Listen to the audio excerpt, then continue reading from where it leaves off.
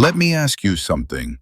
Have you ever woken up in the morning, placed your hand on your chest, and quietly wondered, is my heart still strong enough for the years ahead?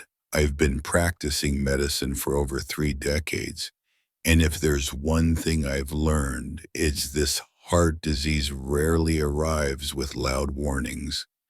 It doesn't knock on the door. It slowly walks in through the small habits we repeat every single day. Many of my patients over 50 tell me the same story. They say, "Doctor, I felt fine until one day I didn't." And that day often comes too late. Because here's the truth, cardiovascular disease is still the number one killer in this country. But what most people don't realize is that your daily choices have far more power than you think. I want you to imagine this for a moment. Two people, same age, same genetics. One makes small, simple changes, sleeping better, walking daily, managing stress. The other keeps saying, "I'll start tomorrow." 10 years later, their hearts tell two very different stories. Today, I'm not here to scare you. I'm here to empower you because there are 5 simple habits I've seen transform heart health, even in people who thought it was already too late. And if you stay with me, one of these may change the way you care for your heart forever. Let's start with the habit that most people underestimate: sleep. I can't tell you how many times patients have looked at me and said, "Doctor, I'll sleep when I retire. Right now, I'm too busy." And every time I hear that, my heart sinks a little because sleep is not laziness. Sleep is medicine. One of my patients, a 62-year-old man, came to see me after a mild heart event. He didn't smoke. He didn't drink much. But he was sleeping 5 hours a night for years. His blood pressure was rising. His stress hormones were constantly high. His heart never truly had time to recover. You see, when you sleep deeply, your heart rate slows down. Your blood vessels relax. Your blood pressure drops. It's the only time in the day when your cardiovascular system truly rests. Chronic sleep deprivation does the opposite.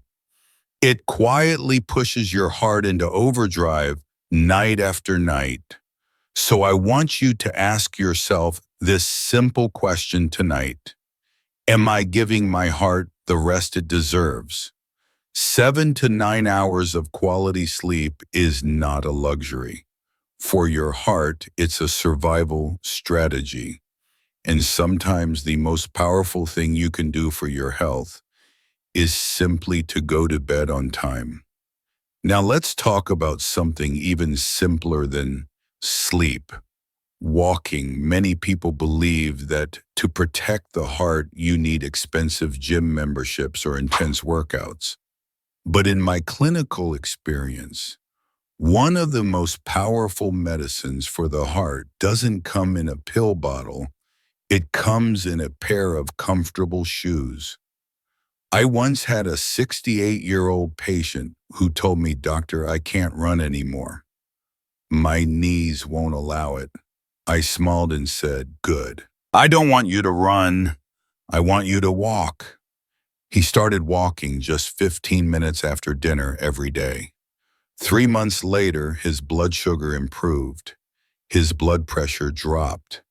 And he told me something that surprised him the most: he felt younger.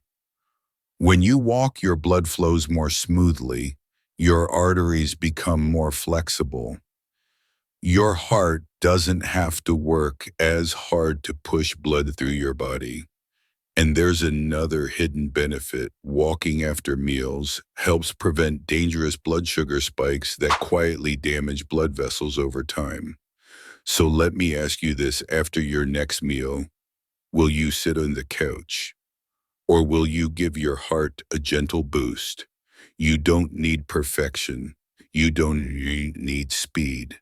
You only need consistency, because every step you take today is a small investment in the strength of your heart tomorrow. Now let's talk about something your heart depends on every single minute of the day: water. Most people don't think dehydration has anything to do with heart health. They wait until they feel thirsty, but by the time you feel thirsty, your body is already under stress, and your heart feels that stress first. I remember a 70-year-old patient who came in complaining of fatigue and dizziness. His tests were mostly normal, but when I asked him how much water he drank, each day he said, "Doctor, maybe 2 glasses. I don't like using the bathroom too often." After increasing his daily water intake, his blood pressure stabilized and his energy slowly returned. Here's what's happening inside your body. When you're dehydrated, your blood becomes thicker. Your heart has to pump harder to move that thicker blood through narrow vessel. Over time, that extra workload quietly wears your heart down. But when you drink enough water, your blood flows more easily. Your circulation improves. Your heart works smarter, not harder. So I want you to picture this. Every glass of water is like giving your heart a smoother road to travel on. 6 to 8 glasses a day may sound simple, but for your heart, it's one of the easiest gifts you can give yourself. Now let's talk about something you cannot see on a blood test, but your heart feels every single day. Stress. Many of my patients tell me, "Doctor, stress is just part of life." And they're right. But living with constant stress is very different from learning how to release it. One slowly protects your heart, the other slowly damages it. I once treated a woman in her early 60s. Her cholesterol wasn't terrible. Her weight was reasonable, but her blood pressure was always high. When we talked, she finally said, "Doctor, I never stop worrying about my children, my finances, my future." Her heart wasn't just pumping blood, it was carrying emotional weight. When you are under chronic stress, your body releases hormones that tighten blood vessels and raise your heart rate. Over time, this creates inflammation inside the arteries. And that inflammation is one of the silent pathways to heart disease. But here's the hopeful part. You don't need complicated meditation retreats.